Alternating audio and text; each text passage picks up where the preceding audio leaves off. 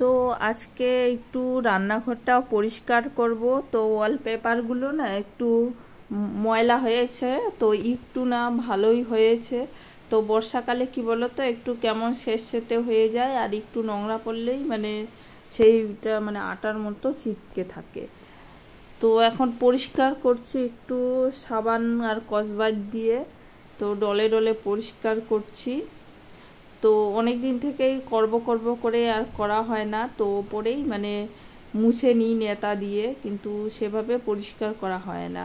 আজকে ভাবলাম যে না, একটু ভালো করে পরিষ্কার করি, জিনিসগুলো দেখতেও চকচক করবে। তো এখন করে নিচ্ছি। তো আর সবাইকে ইন্ট্রো দিচ্ছি বন্ধুরা, রোজকারের মতো। তো আমি বিথিকা বন্ধুরা, আর বিথিকা ব্লগে সবাইকে স্বাগত। আর সবাই কেমন আছো বন্ধুরা? আশা করছি সবাই ভালো আছো। তো বন্ধুরা, আমরাও খুব ভালো আছি। তো এখন আমি নেতা দিয়ে মুছে নেব। তো মুছে এক সাইড একটু একটু করে করছি। নিচে কিন্তু একদম বাসন রেখেছি, অনেক বাসন যা ছিল ওপরে সেগুলো নামিয়েছি। তারপরে টবের মধ্যে ছিল সেগুলোকেও নামিয়েছি, ওগুলোও মেজে ঘষে একবারে তুলবো। তো তাই এক সাইড করে পরিষ্কার করছি আর তুলছি। আর ওখানে তো নিচে জায়গা নেই, তো এখন করে নিচ্ছি। তো দেখতে থাকো। আর কি বলবো,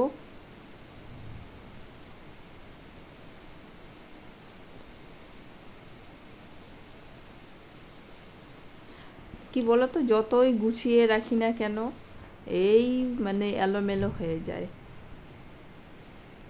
রান্না করার সময়।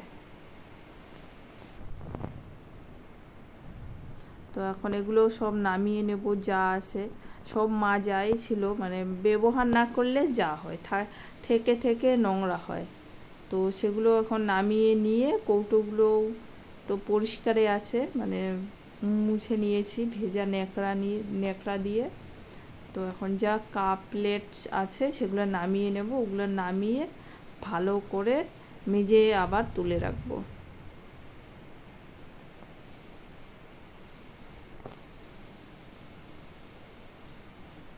তো ওই সাইডটা হয়ে গেল গোছানো, এখন এই সাইডটা করছি।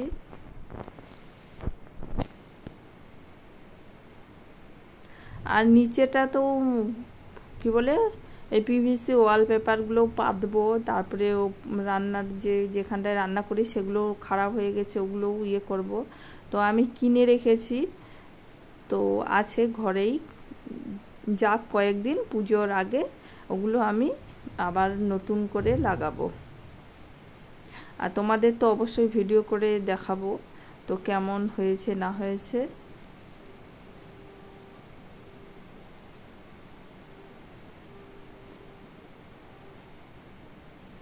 এই পাশেরটা না পাল্টাবো না, এই পাশেরটা ভালোই আছে। এই পেপারটা একটু মোটা, আবার একটু ডিজাইন করা আছে, মানে ভালো এটা।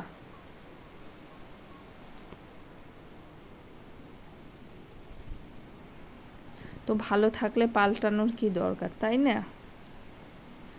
এ পাশেরটা পাল্টাবো, ওই যে এটা দেখতে পাচ্ছ, এটা পাল্টিয়ে নেব। তো এটা একটু পাতলাও, তার মধ্যে আবার ছিঁড়ে গেছে এটা। তো তবুও পরিষ্কার করছি, যা কয়েকদিন পর যখন নতুন লাগাবো।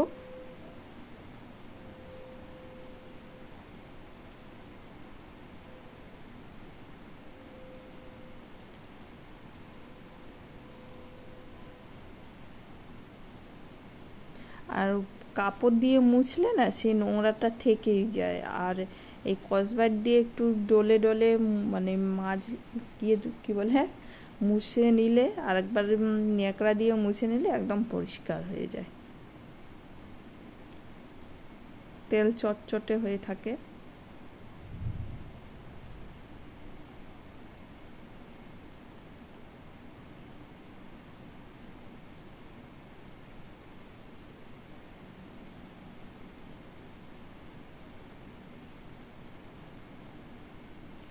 তো বন্ধুরা, আর বেশি বাড়াবো না ভিডিওটা, কারণ হচ্ছে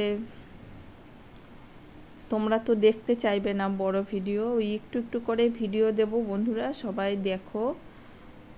তো দেখো আমার পরিষ্কার করা হয়ে গেছে, তো একেবারে পরিষ্কার করে নিয়েছি চারপাশটা। তো আর বেশি বাড়াচ্ছি না বন্ধুরা, তাহলে আজকের মতো কি বলে ভিডিওটা আমি এখানেই শেষ করছি। আর সবাইকে টাটা, আর সবাই ভালো থাকো।